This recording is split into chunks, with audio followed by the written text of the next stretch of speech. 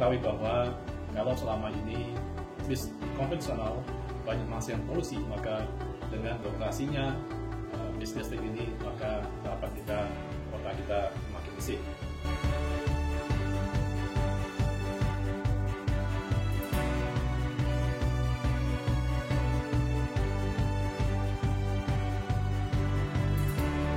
Kami di PLN siap mendukung untuk penyiapan charging station untuk kendaraan-kendaraan listrik yang ada di Provinsi Aceh ini.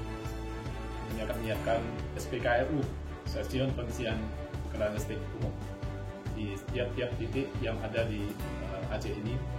Apabila nantinya kendaraan listrik sudah semakin banyak di Aceh ini, ucapan terima kasih kami sampaikan kepada Bapak Gubernur Provinsi Aceh yang telah mendukung untuk pengoperasian bis listrik ini.